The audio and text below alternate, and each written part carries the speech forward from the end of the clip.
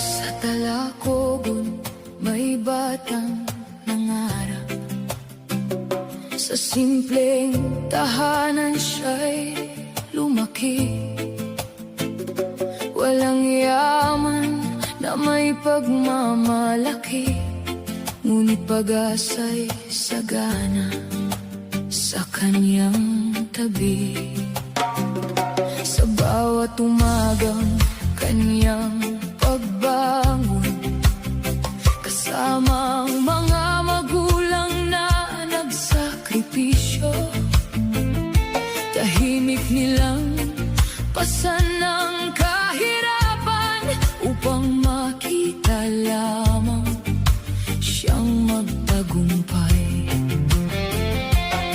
Kahit kapos ang buhay noon, hindi nila pinabayaan ang pangarap. Pagmamahal ang kanilang puhunan na naging lakas ng isang kabataan.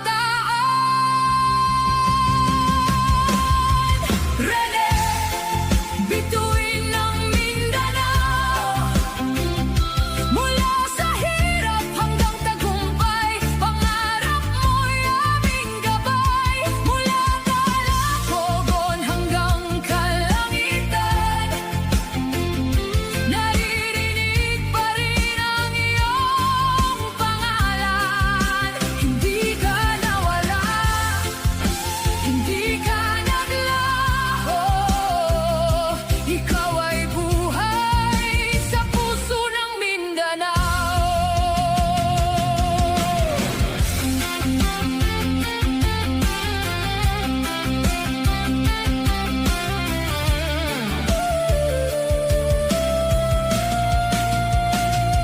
At nang dumating